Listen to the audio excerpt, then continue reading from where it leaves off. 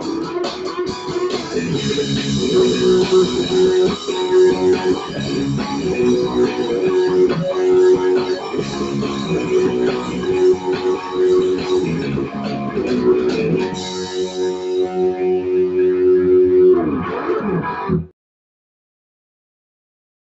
welcome to another edition of Skyhawk Update. It was a big week in Skyhawk Nations with major victories coming across all the sports.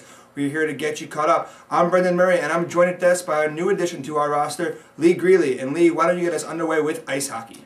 The Skyhawks took the ice against Franklin Pierce over this past weekend, an important NE10 meeting. The Skyhawks have played the Ravens twice this season, losing the first one 3-2, but winning the second 4-3. The Skyhawks could get their record back to 500 with a win. Stonehill, sporting their home white sweaters on whiteout night at the Foxborough Sports Center, looked to even the season series against Franklin Pierce with a win. But it wouldn't be easy. It was tied up 1-1 after a period. Franklin Pierce gets a shot from the point, and it's a scramble in front of the net, but Danu Seglio cleans up the mess to put the Ravens up by 1. Franklin Pierce would add another one in the second to make it 3-1, putting Stonehill in a hole going into third. They came out flying though. That's Nate Soder coming out from the corner. He'll throw it to the net where Dan Graham is waiting. The Skyhawks now down only by 1. Stonehill and Franklin Pierce would trade goals after that, and Stonehill would tie it up 4-4 on a power play score by Brendan Green midway through the third. But here's where it gets interesting, folks. Franklin Pierce moving through the neutral zone, and Andrew Miller gets tagged for a questionable trip with only 1:38 left in the game. And unfortunately, Franklin Pierce would capitalize with the advantage on a shot from the point by Brendan McCarron to secure the win for the Ravens. It was a tough NE10 defeat, but Stonehill showed great resiliency after the second period deficit against the physical Franklin Pierce team.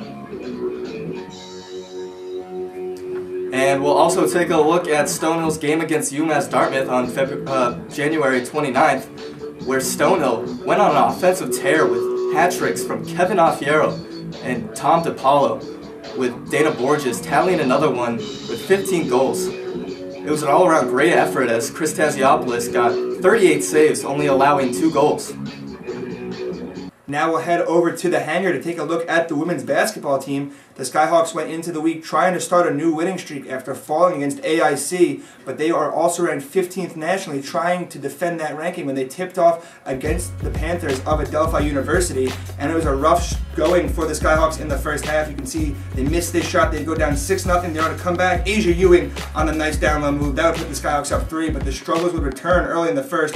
Ewing can't get the 3-pointer to fall. The Skyhawks would be down 3 going into the half. Second half starts off poorly as Paige Marshall loses the opening possession, but Ashley Gentry is able to convert the 3-point play. That ties it up. Then ML Dixon later in the game hits 4 straight free throws. That would put the Skyhawks up for good. As you can see here, Amy Pelletier collects the miss, puts it back in. That would ice the game, and the Skyhawks won the win 82-69.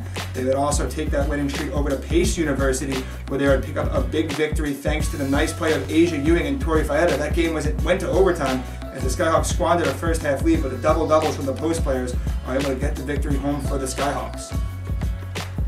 Men's team was trying to get their season back on track when they faced off with Adelphi for themselves this week. They've been down for a while trying to qualify for those top 10 spots in the NE10 tournament, which they won last year, and the great defense from the Skyhawks helped carry them in this one. They held the Panthers to just 34 shooting, and Adam Fizzini had an incredible game. You can see here, he gets in the lane, uses that pump fake, gets his man in the air, and here collects the offensive rebound, puts it back. He had 21, one shy of his career high on the season, and here Jack Cole rounds it out for the Skyhawks with a great down low move. He had 13, and the Skyhawks go on to win 74-54.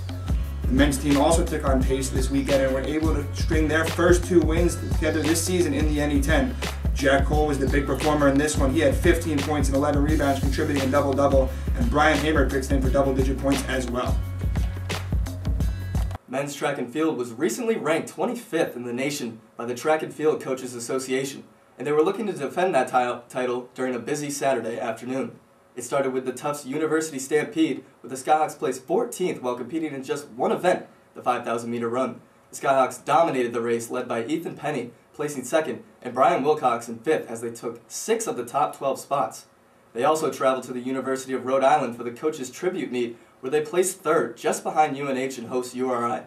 Highlights in that meet included 3 Skyhawks in the top 3 of the mile run, led by senior Tim Johnson and sophomore All-American Daniel Zawalik, and a 2nd place finish in the pole vault by Luke Bryant. Women's track and field also traveled to Rhode Island for the coaches' tribute meet and finished in 6th place overall.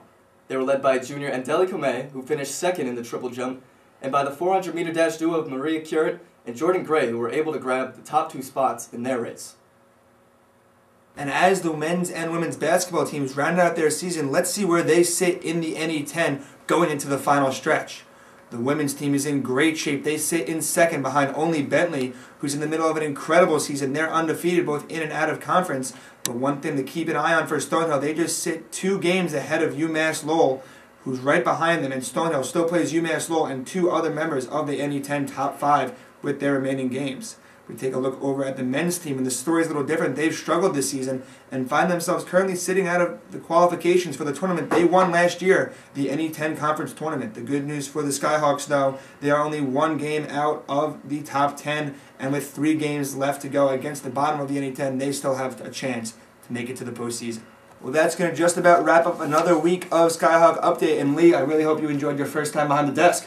Thanks a lot, Brendan, and thanks for tuning in at home. Remember to catch us on Twitter at Skyhawk Update and YouTube by searching Skyhawk Update, and we'll see you next week.